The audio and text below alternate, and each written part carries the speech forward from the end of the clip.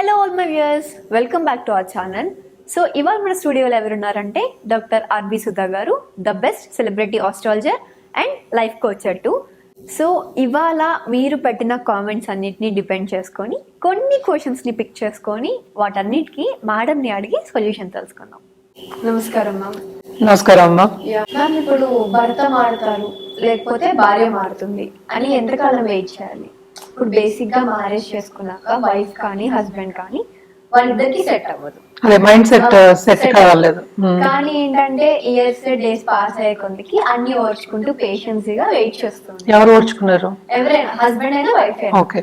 So అలా పేషెన్సీగా wait చేస్తూ ఉంటారు. దాని తర్వాత మారుతాడు, లైక్ మార్చాలి అనే టెక్నిక్స్ ఏమైనా ఉన్నాయా? లేకపోతే ఎప్పుడు మారుతాడు, అసలు మారుతాడా లేకపోతే ఇంతటితో కట్ చేసేయాలా అనేది ఎలా? అది యాక్చువల్ గా ఏంటంటే ఎవరికి వాళ్ళకే తెలుస్తుంది.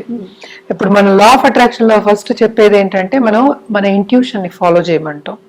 అంటే ఇంట్యూషన్ ఎప్పుడు వస్తుంది? ఇంట్యూషన్ అంటే మనకి లోపల ఒక ఆత్మ ఉందని అందరికీ తెలుసు, చెప్తూ ఉంటాడు అనమాట. అందుకని దాన్ని మనం వినాలి. అంటే ఎప్పుడు చెప్తాడు? నేను ఇందాక చెప్పినట్టు కామ్గా ఉన్నప్పుడు, కొన్ని టెక్నిక్స్ ఫాలో అయినప్పుడు మనకి వస్తుంది అనమాట.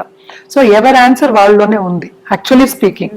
అదే లా ఆఫ్ అట్రాక్షన్ అంటే అనమాట. బట్ నువ్వు అడిగిన ప్రశ్న ఏంటంటే ఇప్పుడు వీళ్ళకి విభేదాలు వస్తున్నాయి, వాళ్ళు పెళ్లి చేశారు. ఎందుకు చేశారు? ఈ కాలంలో అలా చేయరు యాక్చువల్ గాను, ఎవరిది వాళ్ళు నచ్చితేనే చేసుకుంటున్నారు.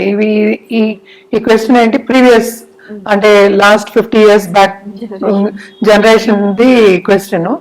అప్పుడైతే ఏంటంటే ముందు నుంచి మనకి హిందూయిజం కానీ సనాతన ధర్మంలో కానీ మనకి ఏం చెప్పారు అంటే ఓర్చుకోమనే చెప్పారు, విడిపోవడం అనేది అవుట్ ఆఫ్ క్వశ్చన్ అని చెప్పారు. ఈ కాలంలో ఏంటి, డైవర్స్ అనేది మిఠాయి తీసుకున్నట్టు అట్లా వెళ్ళి అట్లా తీసుకొస్తున్నారు. సో ఎవ్రీథింగ్ హెస్ బికమ్ ఏంటంటే కమర్షియల్ అయిపోయింది. సో ఈ ప్రశ్నకి ఏంటంటే వాళ్ళు, నాకు చాలా మంది అస్ట్రాలజీకి కూడా వస్తూ ఉంటారు, వీళ్ళు సడన్ గా ఏంటంటే ఒక అమ్మాయి అయితే అందరి ముందు కొట్టిందంట కూడా పంచాయతీలో ఆ అబ్బాయిని.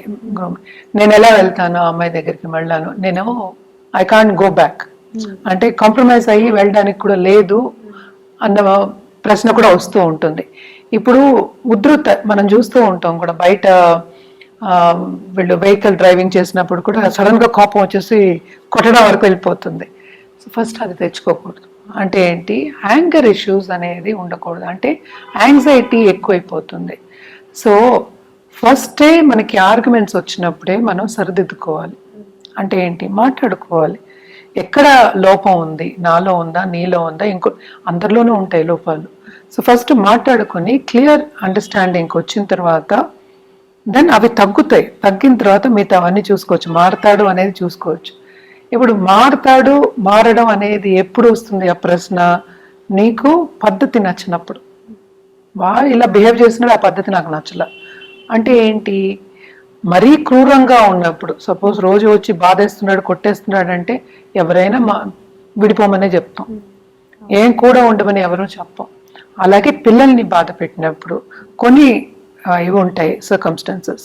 అలాగే ఎవరిని చూడనప్పుడు, లేకపోతే ఇంట్లో ఏమో చూసుకున్నప్పుడు, నువ్వేంటో మనిషిగా కూడా చూడనప్పుడు, నిన్నేమో అసలు ఏంటి రెస్పెక్ట్ లేనప్పుడు, మీ వాళ్ళు రెస్పెక్ట్ ఇవ్వనప్పుడు, ఎవరైనా సరే, అది ఆడ అవ్వచ్చు మగ అవ్వచ్చు, అలాంటప్పుడు yes we say yes. When you can't respect the other person, please be away. Simple. అంటే ఏంటి, it is not about anything anybody else, it is always about you. అంటే ఏంటి, that guy or that girl is not respecting themselves. అది first law of అట్రాక్షన్లో. పక్క వాళ్ళని నువ్వు respect ఇవ్వలేకపోతున్నావు అంటే నిన్ను నువ్వు రెస్పెక్ట్ చేసుకోవట్లేదు, అంతే ఫస్ట్. అది ఎలా వస్తుంది? మళ్ళీ పెంపకం, అంటే మళ్ళీ పేరెంట్స్ ఇన్ఫ్లుయెన్స్, లేకపోతే ఫ్రెండ్స్ ఇన్ఫ్లుయెన్స్, ఇవన్నీ ఉంటూ ఉంటాయి. సో వీళ్ళు విడిపోవాలా అనేది క్వశ్చన్ మార్క్. ఏంటంటే మీరు ఫస్ట్ మాట్లాడుకుని సరిదిద్దుకుని కొద్ది రోజులు అండర్స్టాండింగ్గా ఉండి చూస్తే అదొక దారి. ఇంకోటి ఏంటంటే నేను ఇందాక చెప్పినట్టు సర్కమ్స్టాన్సెస్, మరీ బాధేస్తూ అసలు పట్టించుకోకుండా ఇంట్లో రాకుండాను అట్లాగా. ఇప్పుడు ఆడవాళ్ళు ఉన్నారు, మగవాళ్ళు ఉన్నారు. It is not a question of ఇదనమాట, మేల్ ఆర్ ఫీమేల్.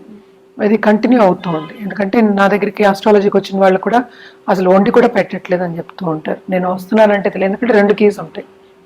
ఇదివరకు అయితే ఏంటి, మన సినిమాల్లో కూడా చూసాం, తలుపు తీసేవాళ్ళు, గేట్ తీసేవాళ్ళు, అన్ని చేసేవాళ్ళు, లేడీస్ చేసేవాళ్ళు, జెంట్స్ చేసేవాళ్ళు, ఒకరికొకరు చూసుకునేవాళ్ళు.